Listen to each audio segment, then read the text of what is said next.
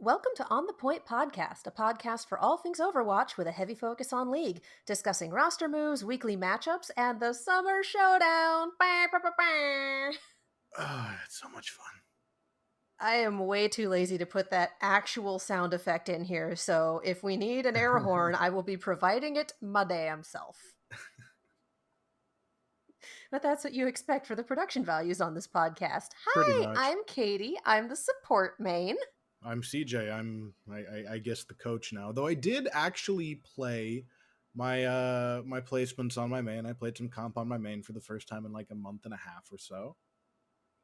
Yeah, because you've been playing with me on occasion, and I am not up to your level. So. Yeah, I have an alt for messing around and just having fun, and that's been getting a lot of work out. But this is the first time playing comp on my main in a little while, and despite the fact that I was drunk and had an edible, because we live in California and weed is legal, I still managed to get it firmly into diamond.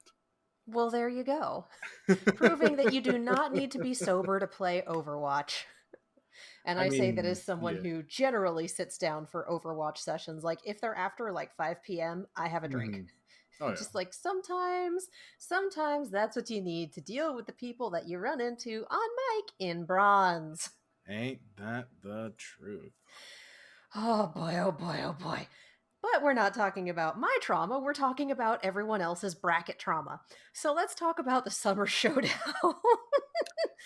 I think my favorite thing describing this was Soy tweeting out that she was going to do a little bracket maintenance, and it was a video of a guy in a hazmat suit using an industrial broom to sweep fire.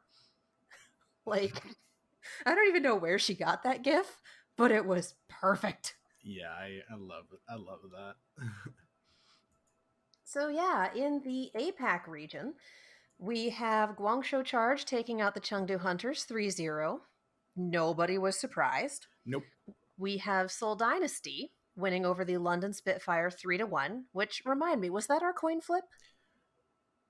I don't even remember, honestly. I don't either. That's how little I thought that match was going to affect the overall outcome of this tournament. Yeah. We have Hongshou versus the New York Excelsior, and NYXL took them out 3-0, which is kind of in line with how Hongshou has been playing recently, sadly enough. We have Seoul Dynasty versus the Shanghai Dragons, and that was a nice 0-3 for Seoul, surprising no one. We have Guangzhou versus NYXL, and Guangzhou takes that 3-0 over New York. Yeah, I thought that match was going to be more competitive than it ended up being, but like Guangzhou, we all thought that was going to be more competitive than it wound up being, and Guangzhou just showed up and went, mm-hmm. I really do think that out of all the teams in APAC, Guangzhou kind of had the best grip on the meta. They just kind of figured out what to do with it the best, because when you get to our grand final, that was what that kind of came down to. And I just think I'm getting ahead of myself, but the grand final, Guangzhou versus Shanghai. Guangzhou wins 4-2, handing Shanghai their first tournament loss of the year. I legitimately thought I was going to wake up on Sunday morning, check the scores, and see another full reverse sweep from Shanghai. Like, I was expecting that, because they're kind of, was it season 1 Boston that was the master of reverse sweeps, or was that early season 2? I want to say it was season 1. There was definitely a bunch of that happening in early season 2, but yeah, so Shanghai taking that particular title away from Boston, but not really being able to pick up on this one. So do we want to talk a little bit about APAC before we move on to the North American side of things, where everything is insane? Yeah, APAC for the most part was fairly predictable, kind of up until the end, and even then, we kind of, in the semifinals at least, got the outcome that we were expecting, despite the fact that it didn't, happen the way that we might have thought it would. I want to say Guangzhou, imagine when they get Nero and Neptuno back into things. So July 17th. Yeah, that's going to be terrifying for anyone else in that region.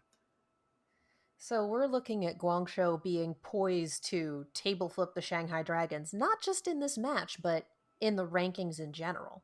I think it's definitely possible. Like they obviously, with the amount of talent that Shanghai has and the coaching staff that they have in place, I think it's definitely possible that they can kind of figure things out and put themselves back on top when things pick up again. But at least for the purposes of the Summer Showdown, Guangzhou just looked like they had a better grip on how to play what they were playing.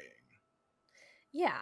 And I mean, we've been talking about Guangzhou has been a pretty solid Oh team these yeah, past few, I think ever since Aipac started up again. Well, well they now, past month or so. even before then I would say that they were quietly consistent. Like you know how we've talked about how some teams like haven't changed at all, but that's a good thing. Guangzhou is definitely one of those situations where they were just quietly competent, and the longer they had to kind of gel, things looked better. And I honestly really thought they were going to take a hit with Nero out of the picture because he's such a fucking god on DPS. But Guangzhou looked fantastic. Like Eileen really, really stepped up to the plate. Happy, Happy did what Happy does and was Happy phenomenal the made the whole way fans through. happy. Yeah, pretty much, especially if you're a Guangzhou fan. But yeah, I just think if you want a really, really good example, if you like want to learn what a character is kind of supposed to do in the metagame that we have right now, watch the APAC Grand Final and also the NA Grand Final. But we'll get to that. Oh, yeah, absolutely. Some of the best Genji play out there. Oh, absolutely. Like, and I forget if it was on the podcast or for someone I was talking to afterwards. It was nice to see EQO kind of back in things because I think like EQO and Carpe with the current sort of Genji double shield, like that's the strongest combination you're going to be able to field if you're the Philadelphia Fusion. Yeah, and it's been a chunk of time since we've had EQO out on the field in a Yeah, large capacity. but again, getting a little ahead of ourselves here because we've got the whole NA bracket to talk about before we kind of get into that grand final and EQO's epic performance, in it. Um, The entire flaming mess. Let's go. Day one, also known as that part in a zombie movie where a flaming car rolls down a hill. Like, To be um, fair, I called one of these, but it was yeah, the only match that we thought was going to be well, one of the two matches that we thought was going to be contentious. yeah. Dallas Fuel versus Paris Eternal. Paris Eternal picks up the win 3-1. I personally thought like this was fairly close. Oh yeah. And I think Dallas's roster choice on Gibraltar, like, I don't think they were making the best decision for the characters they were trying to play with Onigod and Decay in there rather than Decay and Doha. But Yeah. they still were really goddamn close to holding it. And especially considering how Paris would go on to do in this tournament, I'm not super disappointed by this showing. And it's just a matter of like, okay, just don't trip again. Honestly, in the four games that Paris played this weekend, the only one they had that wasn't ridiculously close was against Vancouver. Yeah. And that's not really that surprising. I'm also not No. surprised that Vancouver wound up facing them because nobody wanted to pick up Paris. Yeah, day two definitely made more sense. Anyway, next up, Houston Outlaws took on the Florida Mayhem, and the Florida Mayhem were upset, suffering a 3-1 defeat at the hands of the other primary colored Texan squad. Um, Green's not a primary color. I'm thinking Green is not a RGB. creative color. Yeah, sorry, I was thinking RGB. My wires got crossed. It's been a I long mean, day, long several legit. days.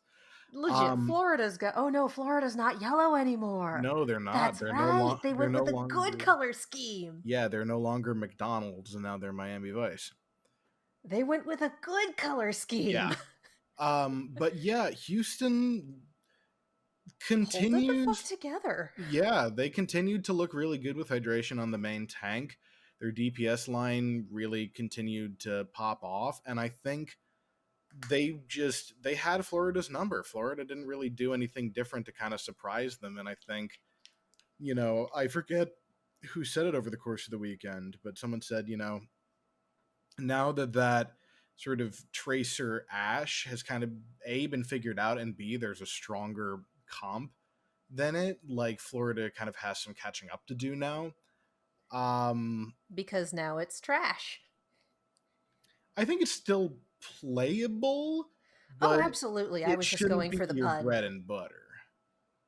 I was just going for the terrible joke and laughing every time one of the casters tried super hard not to say it Yeah. on air. Um, Up next, Toronto Defiant versus LA Valiant, with Toronto taking out LA in another 3-1. There's a graphic I like to use in situations like this, and I used it in the May Melee when the Gladiators kind of called the shots on this is what needs to happen for us to get a top 4 seed, and I used it after this. And it comes from a YouTube channel called Overly Sarcastic Productions, and they talk a lot about Greek mythology, and it's this picture of a stick figure falling from the sky with the caption, "Ah, my hubris!" And that's where we are. I'm not gonna lie.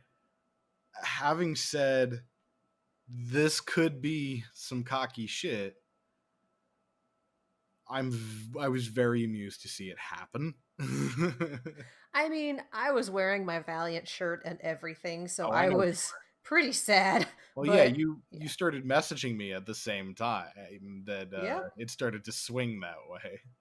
Like, are you watching the hubris take place? Did you see the hubris? Yes. Fuck. Yeah. Honestly, like again, Valiant is good, and the thing is, I feel like they try a little too hard to be creative sometimes, and could just try and do what's meta a little more often and put a little more energy into it, because like I'll be real, KSF on the Genji, I wouldn't call it an inspirational performance out of what we got to see. And then they stuck with that Tracer and Ash duo, which again, really strong, probably their best look, just based on the strength of their roster. But they it's not as good, and with a team like Toronto now having, I think, a much stronger DPS line overall than they did previously, and it's a DPS line that's kind of suited to this. Yeah, Agility's being able to just play Genji to his heart's content is very helpful for Yeah, Toronto. agilities and logics are a scary combination They on these are. heroes, and I think if Genji has kind of or Agilities has an off day and his Genji isn't effective to that degree, I think ultimately, well, we saw it happen a little later on, but yeah, The I other think thing, his streakiness has the potential to affect him negatively, is what I'm trying to yeah. ramble my way towards. Oh, yeah. Well, and the other thing I want to bring up, because we did see this a little later, Packing 10 put on Twitter after the loss. This week Hmm. has been extremely hard for us as a team, but we always prioritize our players' mental health over anything else. So we Yeah, saw Apply and Gig in the lineup instead of Dreamer Dreamer and and Astro. yeah. So I'm wondering if there was an issue, if that wasn't if they needed a break, if something was going on. Like Yeah. it's a stressful time of life right now. We're still Oh, in the middle of coronavirus hell. yes. So I this didn't sound like sour grapes to me. No. I don't think it did, though. I definitely like. I could You see still some have to be people able to play a looking. team. Yeah. Yeah. You still have to be able to play the game with whoever you have on your team, full stop.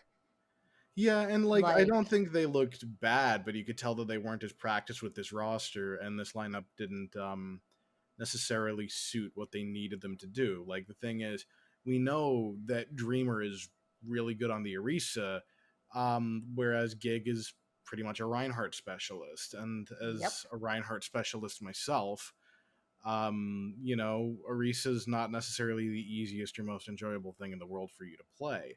And while you'll do it because you haven't practiced it as much, it tends to get a little rustier. And I think if Dreamer and Lastra were in the lineup here, this probably would have been closer. I don't know if they would have been able to like really grit it out because I feel like the DPS and their ability to pop off in the current metagame was a little more of the deciding factor, but it definitely would have been closer. Yeah. And there's, again, I don't want to be like, oh, we lost because of a gig and apply, because that's not Oh true. god. And that's unfair. It's unfair to put that on any player. Let's be Yeah. real. But yeah, I think we had a harder time because of the roster change. And again, we don't really know what's behind it, and it's not ours to know. Yeah, hopefully everyone is okay. That's Yep. really all we can do with that. We've And got a 2 week break, so hopefully they're able get to a little take a time, break. yeah. Yeah. Up next in the cavalcade of upsets, Washington Justice takes on the LA Gladiators, and the LA Gladiators, shields up and promptly went down. The Washington Justice moved on with a 3-1 victory. Holy fuck, Tuba. Last week, we predicted that the Washington Justice would not make it out of the qualifier map. Just want to think about that one for a minute. Because we were both like, whoever they face, they're going to get wrecked. Fucking Tuba, man. Tuba, like, and this is one thing that I feel like now that this team has had a little more time to play together, they can, play off of each other well. And I do think the Gladiators didn't quite look right either. Um, Someone called the Gladiators I want to say, like, the dark matter of the Overwatch League. Nobody really knows what state they're in or what the hell is going on. yeah, It's which Schrodinger's lion. they've become the Western Chengdu. Fuck. Fuck. Okay. Except now Chengdu has become the season 3 version of season 1 Shanghai, judging by how much they're losing like every game by. Chengdu has kind of become the Eastern Boston. Oh, that's a better one. That's a better one. Mm, Anyway, roles are fluid. yeah. Anyway. Justice playing well, Gladiators not playing super well. And I feel like finally we have a metagame where basically ever since when Corey was there, Washington either over relied on him or they were not. If the meta didn't give him a hero to pop off on, they didn't win. Yeah. And now you've got a team that I think is a little more cohesive and plays together a little better and is, I would say overall like a slightly higher level of quality than we started with. Yeah. And so when you take all those elements and put them together, and now you have a metagame where finally someone on your team has the full-on carry potential again. And Because previously when it's like Ashe and Tracer, obviously Stitch is known for his Tracer, but Tuba's not a hit scan player and he can try, but that's not his forte. Now we kind of see him able to run loose and Stitch get to play a hit scan character that he's picking up fairly well. So it was I just mean, like big confluence of things to sort of help them. it's kind of it's that Courage Wolf meme. Rock bottom, a solid foundation. Yeah. Yeah. Yeah. That's where they are, and they've started to build. And I mean, God knows what this is going to look like when we come back in 2 weeks, and I'm going to That's the assume that question. Genji is going to be just staked in the hero pool. Yeah, no, like at least in when I'm sorry, doing team stuff, he's definitely a fixture in the overwhelming majority of maps. Oh, yeah. I mean, between the meta swinging his way and the quality of life improvements, like, holy cow. Yeah. Although I do have to say, I was very amused by, and I can't even remember whose this was in reply to, someone getting mad about you need to nerf Genji, one person shouldn't be able to take out an entire team. And I'm sitting here going, are you new here? We've had the Carpe carry since season 1. We've had Fleta as meta for all of season 2, and we have the Decay deadlift, and you're mad about the Sparkle Showdown? Sit down, buddy. You're new here. Yeah. I just shut up. And it's also not I just like had to laugh at yeah. that because I mean the Carpe carry has been a thing since season 1. Oh Hopping yeah. onto Widowmaker when you're losing a fight and just clicking heads has been the joke since Oh yeah. season 1. So yeah, Yeah, just no, because you like don't like Genji doesn't mean you get to be a dick about it. Widowmaker Shrug. is Widowmaker is YOLO. Yeah. So day 2. Day 2 went a little more as expected. The Paris Eternal take on the Vancouver Titans and pick up a 3-1 victory. The Toronto Defiant go up against the Atlanta Reign, and this one was close. It really was. Like, and this was so back and forth. Like, Atlanta dominated Rialto and then got slapped on what was map 5, Lijiang? I don't know. Probably. But yeah, it was like it just swung like a pendulum back and forth and was just it was there was an interesting thing brought up in the cast that kind of stuck in my brain where apparently this year, and I haven't like double checked this, so it's entirely possible that I'm like forgetting or missing something, but anytime the Atlanta Reign lose a map, they lose the series I this saw whole season. that. And I think that's really interesting because they talk a lot about the Atlanta Reign being the gatekeeper team. They don't lose to anyone ranked below them, but they get their shit wrecked by anyone ranked above them. So the whole it's 3-0 or bust is kind of how they function. And so Toronto walking away with a map is kind of the point where I think we all sat up and went, huh, 12 seed Toronto walking away with, were they 12 seed? I think they were. Something like that. They were. Let me check. No, they wouldn't have been 12 seed because 12 and 13 seed were Boston and Washington. But they were pretty far down there. Toronto Toronto walking was away. the 11th seed. 11th seed. Okay. Yeah, so close. Walking away with this with this second hard fought win. Oh, absolutely. Like, this is bonkers. And these are the two teams where I have the worst time telling them apart. For some reason, my brain just put them both together because, oh, all right, Atlanta, Toronto, 3 syllables, similar color schemes, cool. And I've just never managed to separate them. Yeah, I imagine this one was very difficult for you to watch. Oh, this one was a ton of fun to watch. No, I was just saying, like, in terms of keeping track of shit. Oh, God, yes, absolutely. It was absolutely a really fun game to watch, and I recommend checking it out. But at the same time, like, I can My only whole imagine. ass brain yeah. gave up.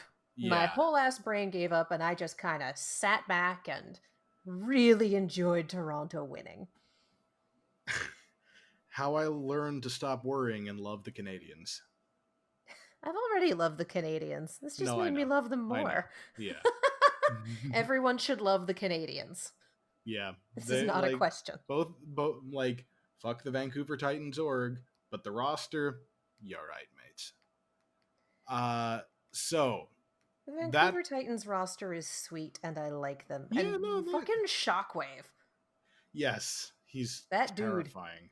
Dude. He is, well, he's a Decepticon. Of course he's terrifying. Yeah. Anyway. Yeah, up next we had the Washington Justice taking on the San Francisco Shock. San Francisco picks up a 3-0 win in dominant fashion and are able to, as we talked about last week, stuff the tuba. This was mean, almost. Like, the four teams that pull through, you Yeah, get your pick Shock because you're was, top seed, and you fucking picked Washington? yeah, Guys. Mean. Funny as hell. Mean. yeah. So yeah, this could not. A lot of these had upset potential. This did not. This just No. straight up did not. Like it would Um, have been salted earth, burn everything. It would have been dogs and cats living together, mass hysteria. You know. yeah. So up next, we have Washington Justice taking on the San Francisco Shock. As I said, Houston Outlaws versus Philadelphia Fusion also goes the way of the 3-0, the clean sweep. And then, Which made me sad, but not yeah, surprised. yeah, it's not the most shocking outcome. Um, I do feel bad for Houston for kind of having it be that decisive. Yeah, but I feel like you have to look at, for one, they upset Florida, and Florida Yeah. was our No, second they place did. team in the previous tournament. They And did for better. another, yeah, they move on to the finals and you see how they compete there. So you Yeah. kind of have to step back and go, all right, we got waxed, but we got waxed by a team that accomplished this. Yeah, Like for there's no sure. shame in losing to someone who just shows up and runs train. Yeah, pretty much. And again, any loss like that is handy in a way because, you can see what someone else is doing better than you and learn and grow and adapt. Yeah, absolutely. So, uh Sunday's yeah, matches. Sunday, Sunday, Sunday, Sunday. Sunday, Sunday. All Toronto right, brain twin, take it. Toronto Defiant take on the Philadelphia Fusion, and Philly just sweeps them aside 3-0. Sad, but not surprising. I did No. have hope, and then they played like that, and yep. Yeah, Philly definitely, I think, in the run of this tournament, like, has come very close to achieving their final form just based on the promise in their roster.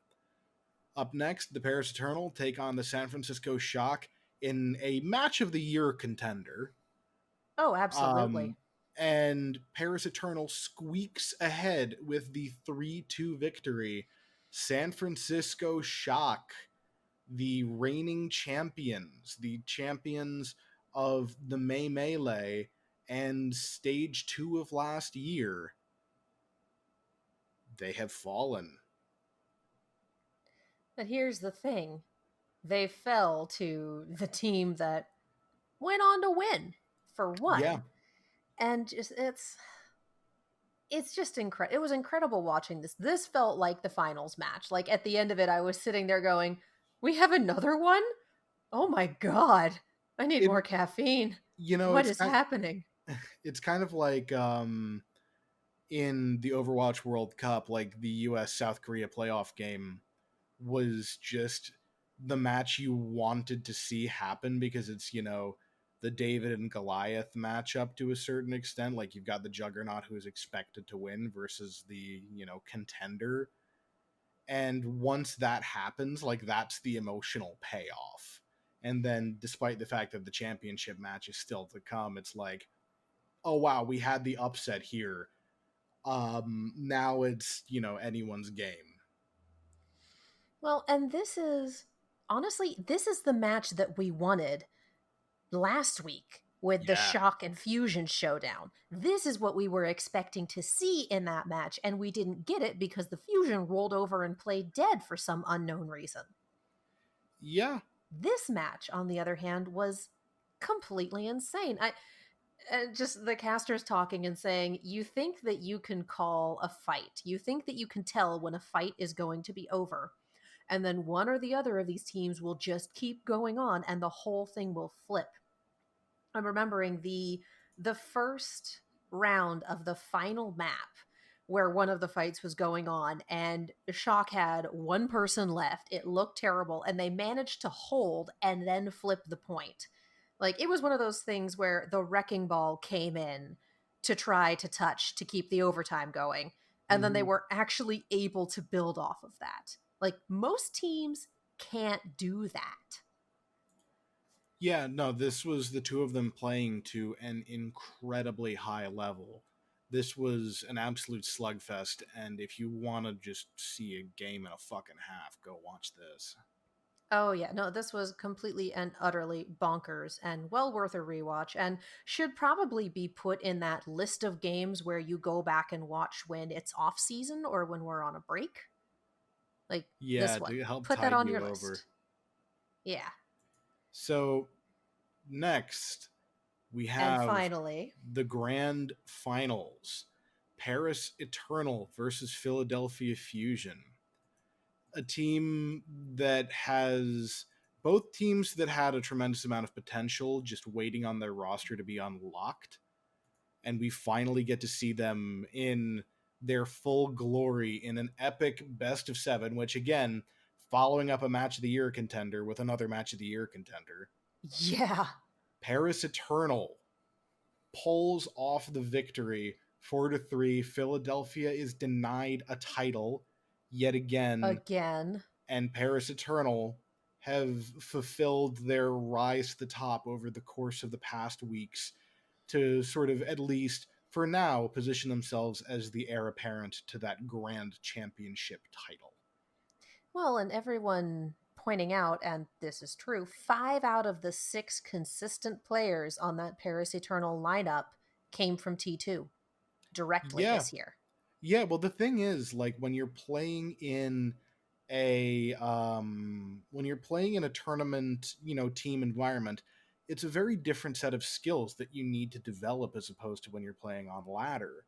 Like T2, playing in a team environment, like, and learning to be coachable and adopt new strategies and adjust your play style instead of just, grinding out wins, that does so much to prepare you for this. And also, you had a bunch of very high quality players from Element Mystic coming in with their coach, with another great coach in 9K. And so it's just, I wasn't sure how well the, Eastern and Western halves of this roster were going to gel, but they've done so incredibly well. And now that they've figured out, like, one, sort of how they want to play this meta, and two, the rosters that they're using for each of these different maps and combinations in a way that makes sense and is using everyone to the best of their ability, they're in such crazy strong shape right now. And I mean, again, we also have to look at the fact that it really super helps that this meta is very Genji centric and Oh yeah, Genji strong, and that Sparkle is just Genji God right now. yeah, pretty much. Terrifying. Yeah, Utterly terrifying.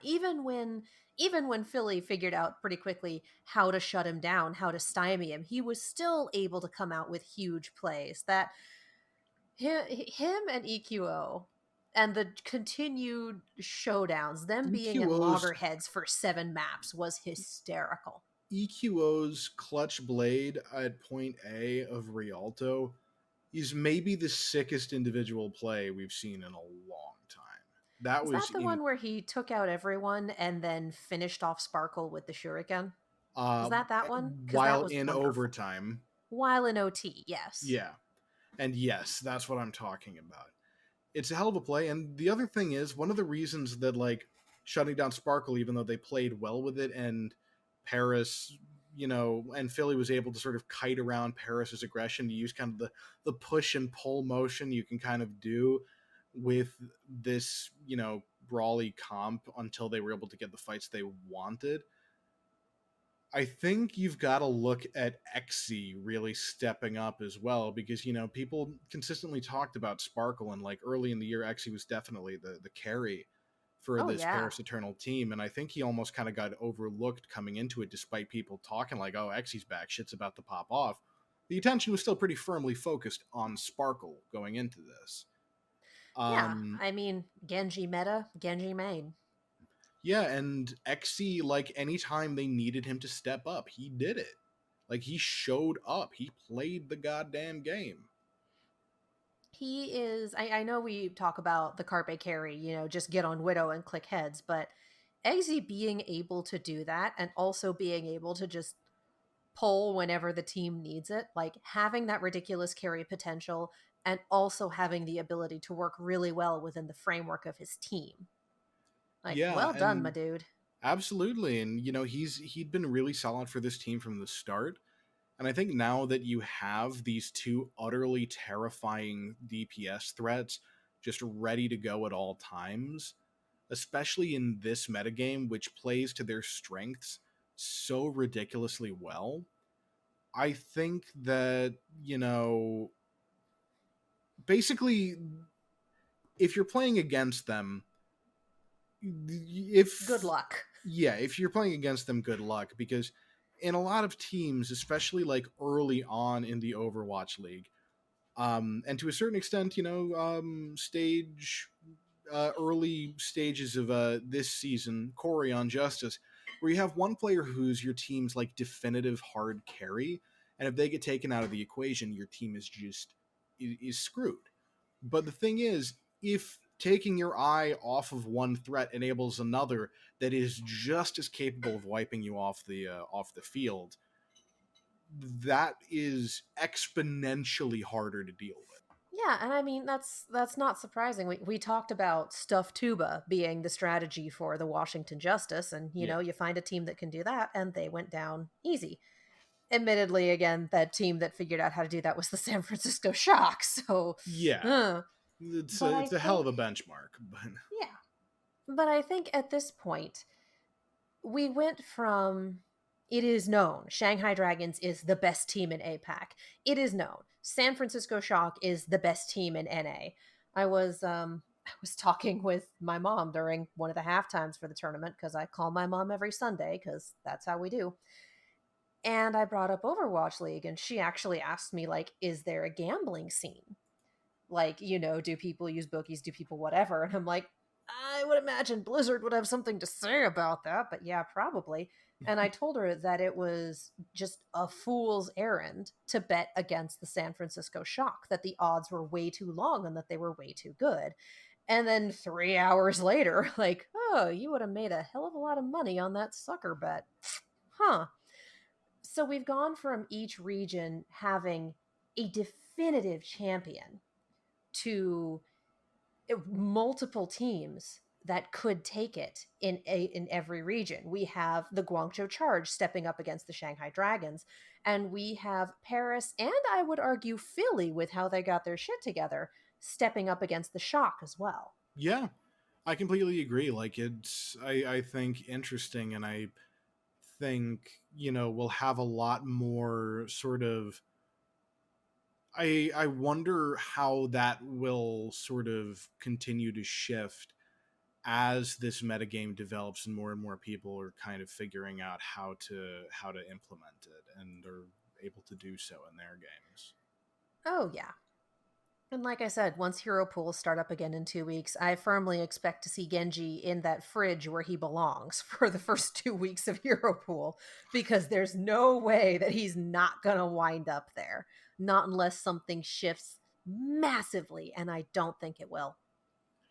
No, and like I do think there may be some changes coming in as teams get to experiment over the course of this break and maybe see if there are other things that have kind of been unlocked by these balance changes.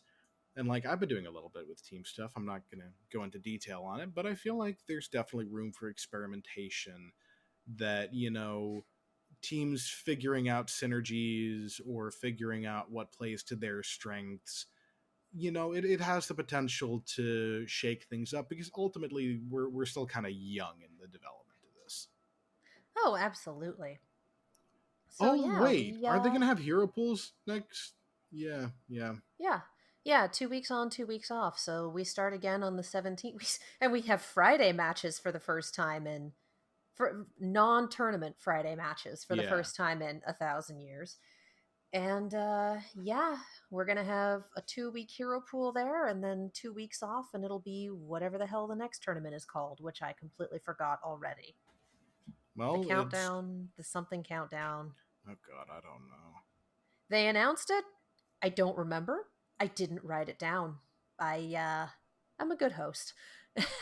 Anyway, so basically, not only was this tournament a full-on bracket burner, it also upset power rankings and how we think of the teams in these divisions. I think we're going to have a bigger eye on the Toronto Defiant now.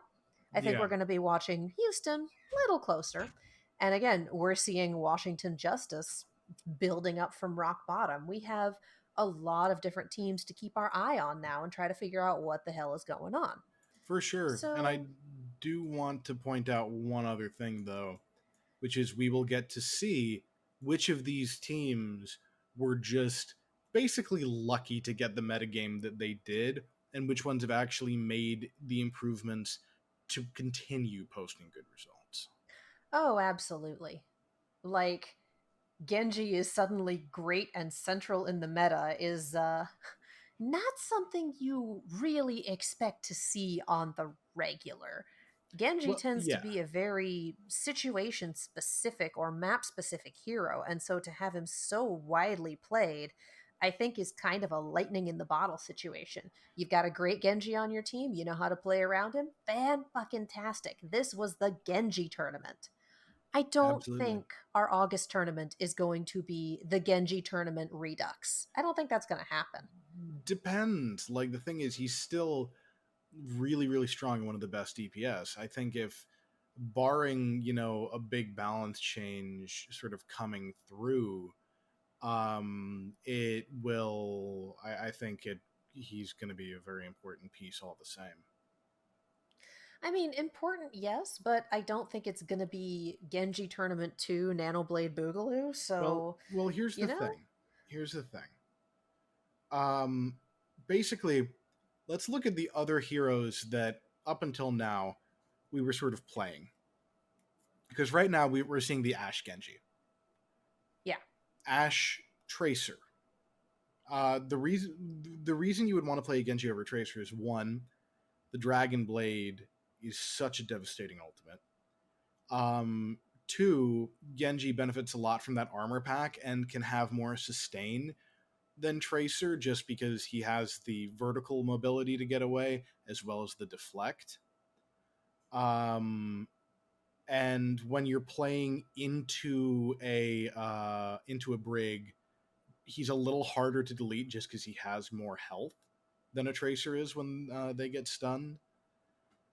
true. Um, but basically, with the adjustment to his damage, and the ability to do the halt dash combo, Genji has very consistent damage that lets him farm up his blade. Maybe not as quickly as Tracer can get Pulse Bomb, but pretty damn quickly, and provides a whole host of other benefits. And also, he's harder to shut down with Torbjorn because he can deflect instead of just needing to run across any open space that might be encountered. So True. there's all that. With Echo, similar thing in that she Echo may be more vertically maneuverable than Genji, but at the same time, Genji still has the some vertical mobility, he still has the deflect, has a crap ton of very consistent damage, and getting value out of his ultimate isn't quite as dependent on the enemy team comp as Echoes can sometimes be. True. And also, you build up Let's be blades real. I so don't want to. fast. Hmm? And also, you build up blades so fast. I would say that depends on how good the Genji is and the circumstances of the fight. But again, we are talking pro level here. I'm just trying real hard not to validate all the one trick tryhards in bronze. Yeah. But yeah, but we saw repeatedly Sparkle have blade after a fight. Oh, yeah. But again, Sparkle is an amazing Genji. Well, yeah. I'm I'm just just looking saying. a month out. I think that we are going to see a lot more teams figure out how to counter this. I Maybe think not a hard counter, and mm, maybe not enough to roll over teams with the best Genjis, but I think we're going to see some meta changes that can figure out how to counter a Genji in the opponent's comp. yeah, and I definitely think so, and I think that there are ways to do it. Like I've been experimenting with some today, but ultimately, I think he's still going to be a pretty omnipresent factor. Yeah, I'm just not looking at him being the linchpin. Uh huh. Yeah. All right. And well, I guess Echo was kind of a linchpin in the previous tournament, huh? Yeah. Who is it next time? I Come on, mean, Blizzard. we'll What do see we if got? there's any balance changes because right now Dragon Blade is, provided the comps don't change too much, Dragon Blade is still the most impactful alt. Yep. Watch, we wind up with like a fucking Torb linchpin or something, and everyone just kind of goes off the deep end. Honestly, I think Torb's kind of out of the meta for now. Yeah, probably. I'm just trying to make terrible jokes. Give me something to work with. No. All right. Well, then I'll take something else to work with, and we're going to talk about our sponsor. I was hoping you were going to just pick that up and take that in that direction with it, so thank you. Yes, your evil plan is coming to fruition. Bwahaha. All Congratulations. according to Keikaku. I The will Bart, take the the. potato chip and eat it. But we're not talking about potato chips, we're talking about cookies. Specifically, we are talking about cookies from Fred's BS, Breads and Spreads by Fred. These are the wonderful cookies that you hear us talk about every week. They are called Brown Sugar Buddies. They're like a cross between a molasses cookie and a spice cookie, and just an incredible, wonderful thing that you want to eat all the time because they are so good. They are, of course, very good with your morning caffeinated drink of choice, your coffee, your tea, your hot chocolate. Chocolate does have caffeine in it, don't at me. And they're also, because it's July, and if you're in the northern hemisphere, it's probably hot as fuck, and it certainly is out here. I hate it. They are very good for ice cream sandwiches because they are soft, chewy cookies, which means instead of like you get a harder cookie and you bite down on it and all of your ice cream squirts out the sides and it's an absolute mess and you have to eat it with a spoon and it just defeats the purpose entirely. These are nice, soft, chewy cookies, so you'll be able to bite through them and the ice cream, and therefore the purpose of the sandwich is not defeated, and also it tastes amazing. So, in order to make these wonderful cookie ice cream sandwiches, you are responsible for providing your own ice cream, but you get the cookies from Fred. Everything is fresh, never frozen. Leave the frozen to the ice cream, but he makes these cookies fresh. Everything is made in small batches to preserve those incredible flavors, and you cannot find these in stores. They are, as they say, an online exclusive. So head to fredhebakes.com, fredhebakes, 3 words, .com, and use coupon code on the point for 20% off your entire order. Fred's BS. Treat yourself because you deserve it. Let's go into the news. We've mentioned this several times, but Overwatch League returns on July 17th. We have a couple of Friday matches, our usual late o'clock Aipac matches, and our usual Saturday and Sunday fare as well. So that Yeah. should be fun and interesting. Yeah, no, and I'm very excited to see the next wave of matches and come into things. Have they announced the hero pool yet? I don't think they did. I don't think they're going to announce it until we get a little closer. Yeah, though Because if I they were really do hope gonna, the teams have some idea of it right now. yeah, I wouldn't be surprised if they announce it last week. I did not watch Point this week. I was already utterly exhausted, and my roommate was watching Mortal Kombat. So sometimes you just need to sit down with a trash movie. But I don't think I think they'll give everyone some time, but I don't think that they will pull it or announce it until next week. I could be completely wrong. We will see.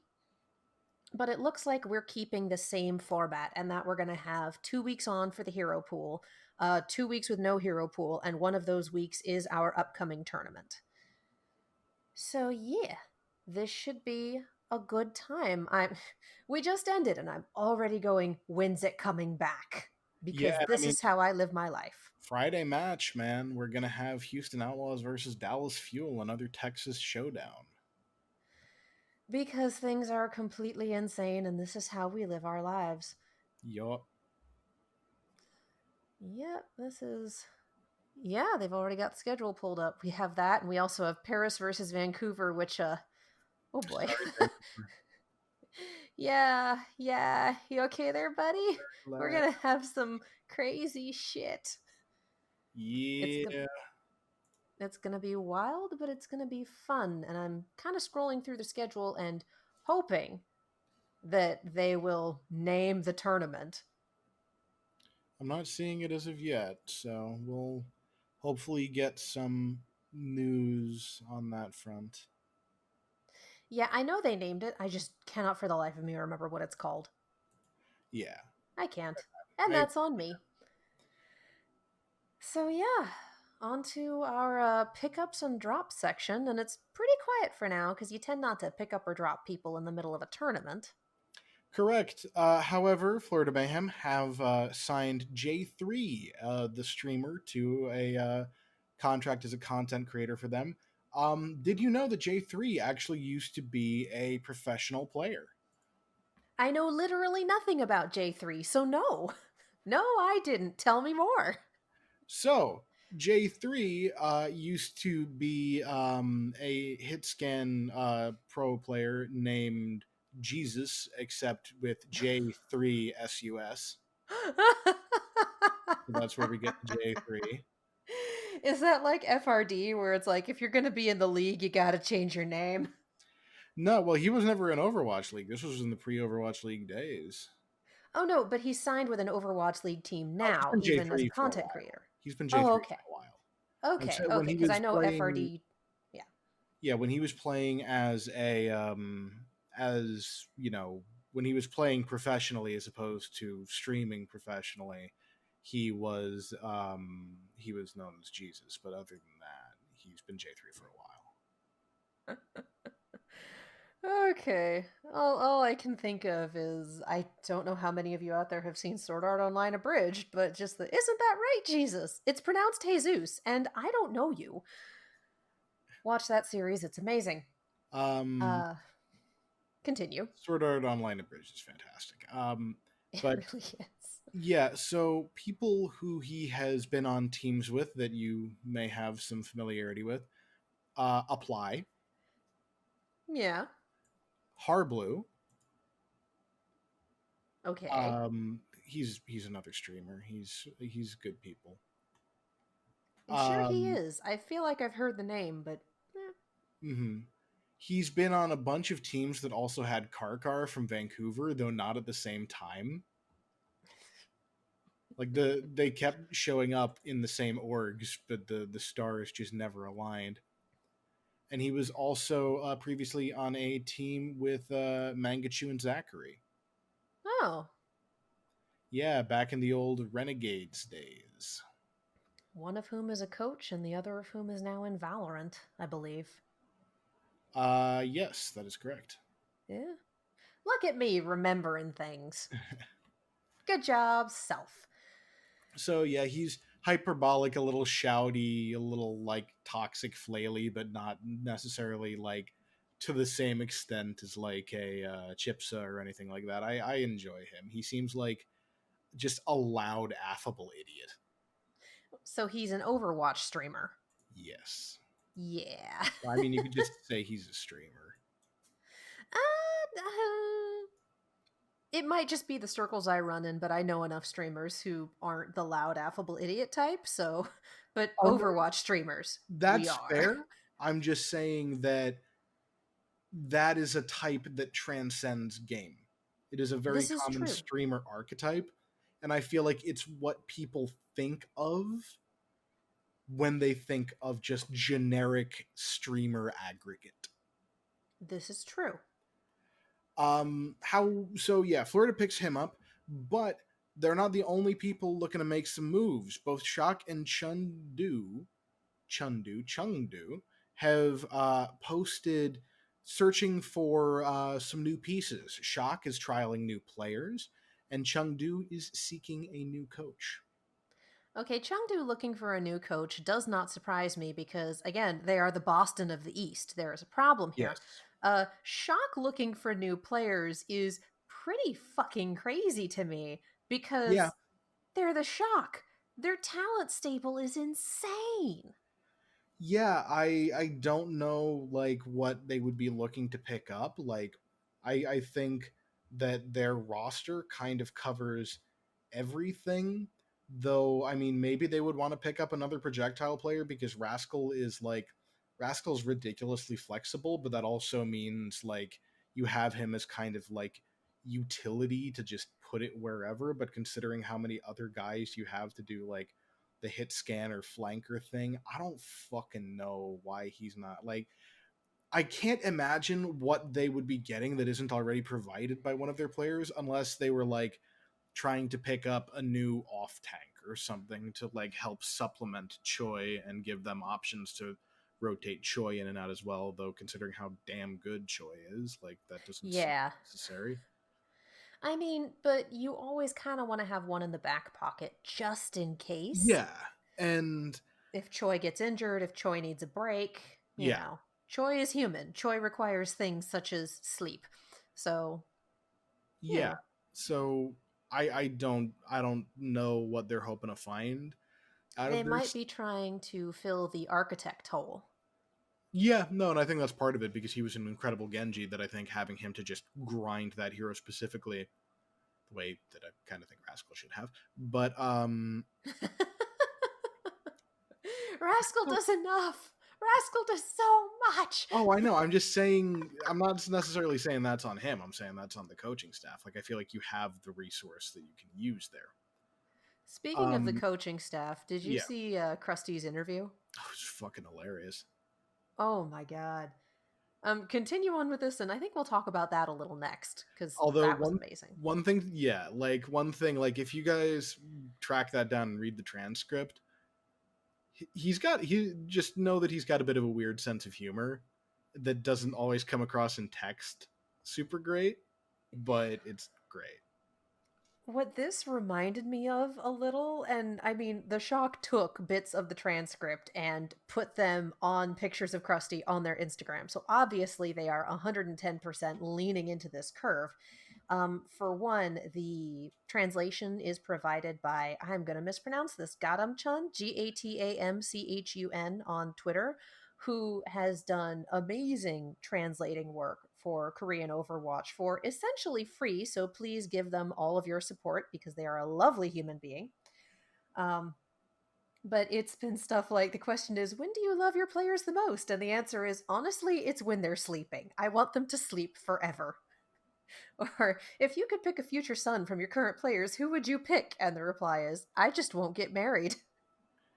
I also Just love he's talking about how like Violet will be watching YouTube videos in like in scrim reviews. time, Yeah. and he'll say like, hey, what are you watching? And he'll just send him the YouTube link instead of like taking the hint to stop watching shit. Violet out here not having two fucks to rub together. There's No. also a bit about how evidently Super was saying, I can play Genji, trust me. But he told him too late for it to be scrimmed. And then also, it's always the players who say trust me that betray me. And I Yeah. just Yeah. it reminds me a little bit of it's I read it as very deadpan. Like, I don't think he means a lot. And again, you were right that it doesn't come across in text. And it's possible that there are also, I don't want to say translation issues, but there are some things that work in one language that don't work in others. Like, German Yeah. has single words for things that we take 3.5 sentences to Well, explain. to be Like, fair, like German also has words that are 8 words at the same time. this is true. Every language is super fun and interesting, and English is the language that beats up other languages and rifles through their pockets for spare vocabulary. Anyway, the interview is amazing. Please It's read it. hilarious. It's so funny. And I don't think you can take anything he says in terms of like some of these joking responses at face value. It's very low key. I hesitate to say absurdist, but it's almost absurdist humor. It's Like I kind of hear the borderline. voice from I hear the voice from the You Suck at Cooking YouTube videos delivering his replies. It's British, like, comedy levels of dry. Yes. And Anyway, read it. It's just, amazing. just track it down, check it out. Speaking of things to check out, has there been any announcement as to who's won that like $1,000 best reveal reaction to like the call outs or whatever, the You thing that know, I will check the Twitter now. I checked it earlier today when I put that thing on there, but no, I don't. As far as I know, there have not been. And I feel like if there was, it would have been passed around by the team oh yeah. that won. But I'm looking at the Twitter and it's John Spector. He is the Overwatch League VP, and he's the one that initially put the prize up. uh, And there has been no announcement. There was, as far as I know, there wasn't an announcement on Watchpoint. Like, there's nothing so far. And I'm sitting here going, look, if you're having trouble deciding, narrow it down to two and flip a coin, dude. Just do it. yeah, pretty much, like, just go for it because they've made their call outs. You've had time. So yeah, that's it's kind of disappointing that we didn't hear anything on that. But you know what's not disappointing? What's not disappointing? Reinforces baking skills. This gave me so much life. I Oh want to my know. God. I want to know. And I'm gonna just drop this without any context, and just as incentive for you guys all to go do yourselves a damn favor and watch this. I want to know what the fuck he did to that frosting. Okay, I am going to say if you have not watched this video yet, it's on the Overwatch League YouTube channel. Pause this right now. Go there. Spend 7 minutes and 42 seconds bringing joy into your life, and then come back because I want to talk about this. Yes. Now, if you'll remember last week, I made the joke about so I did a Great British Baking Show episode, and the boys will be competing on Nailed It. So far, I have not been wrong. I The mean, second Reinforce's that video is literally titled "Failed It." Reinforce's video is a Nailed It audition tape, and what I really need now is I need to just tweet Netflix and be like, the next time you do a season of Nailed It, please do an esports episode. Make Soa your guest judge, and then here are your three contestants. One of them already has an audition video. It's here. Because things like uneven layers, the the whisk attachment not being in the stand mixer. Somehow Where's the curdling thingy? frosting. Somehow curdling frosting, the cake falling apart and then having to spackle it back together with the frosting, deciding to put Swedish fish inside a cake, like all of these On things. top of This M&Ms. is this is classic Nailed It shenanigans. Just I've seen most of those. I have not seen curdled frosting on Nailed It. That was special and unique I've and never horrifying. seen that before. I don't know how he did that. I don't either, and that's what makes it beautiful. So yeah, I believe his girlfriend, who is a saint and an incredible human being and just wonderful, described it as it looks like a brain that got put in a blender. You want to And know I what it? just, You want to know what it reminds me of? what does it remind you of? Have you ever had a cement mixer? You are gonna have to specify that for me because that is what Culver's calls their ice cream shakes that are actually really good. Oh, So, so basically, there's a. You've heard of the cocktail a White Russian, right? yes.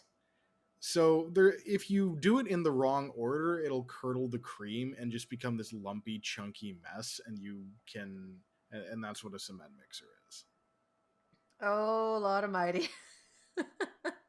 I just, it looked like cottage cheese that was red for some reason.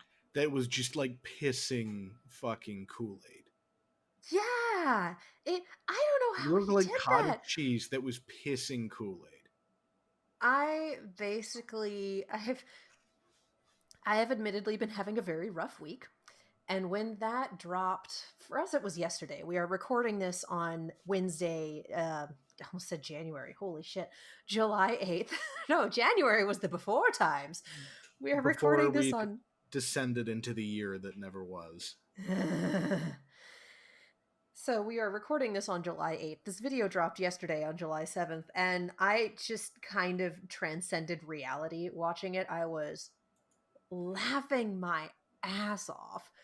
So this, I might be upselling it a little bit too hard, but if you like cooking shows, if you like Nailed It, if you like watching a grown man have a breakdown on camera at 11 p.m. laughing his face off because, why did you ask me to do this? You're going to love this video. Oh, it's really funny. And God bless the editor who put in the captions. Just God bless. Plead with your batter was one of my favorites. Yeah. So yeah, Reinforce had some trouble with his cake, and the sun is slightly warm. I don't remember who our other two contestants were. My brain keeps saying Custa, but it's not Sideshow and Custa. Custa. I thought it was Sideshow. It's not Custa.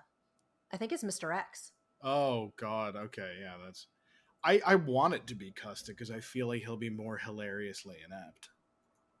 Custa, I think Custa has made it very public that he's in the process of moving. So I wonder if he wasn't challenged because the timing isn't going to work out. That would do it. But I think it's just, yeah, it's going to be.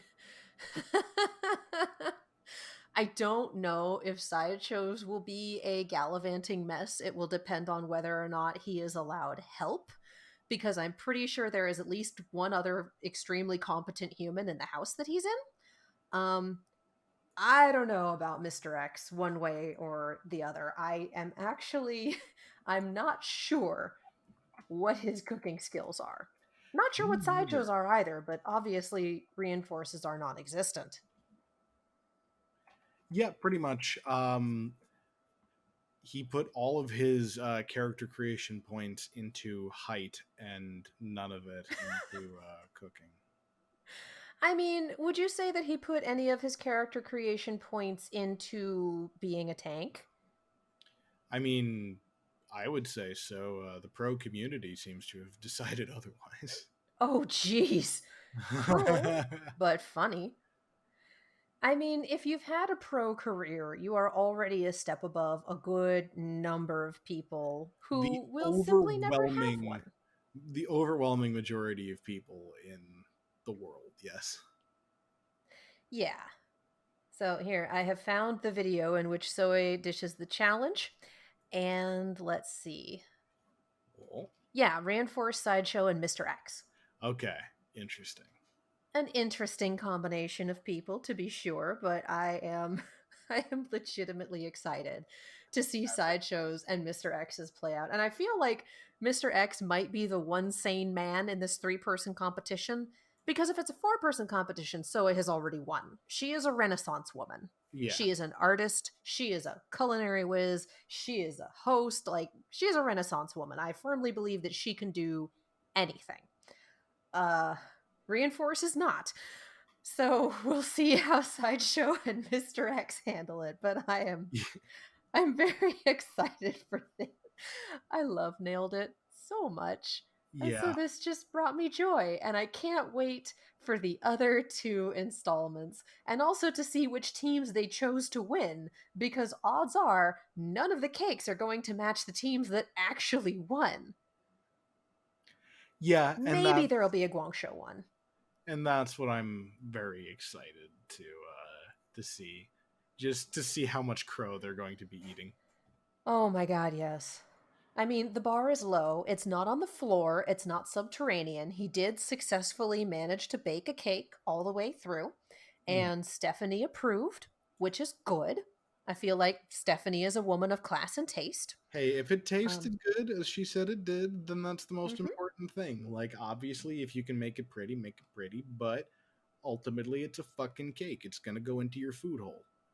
And I mean, he did a good decorating job on the outside. Yeah, I'm really solid. He did better drawing the dragon than I would have. Oh my god, yes. And I'm super curious as to whose idea the cut fruit was. Because that doesn't seem like a him idea. No. It really doesn't, but it was a very nice touch. It looked like strawberries and mangoes. So yeah, he was a bit of a disaster bake, but it looked good in the end and it tasted good in the end. The process was just that frosting, man. I That wonder. frosting. I You wonder. hate to see it. Yeah. I wonder if Sideshow's already done his, because I feel like in a video like him being in the kitchen, I would have heard about that on the news. Honestly, I think that all three of them did theirs in the week leading up to the tournament, Yeah, and that they're doing a delayed release of content so they can have stuff to put on the channel for the next 2 weeks. that's what I would That's what, assume. yeah, Yeah. yeah, that's what makes the most sense to me.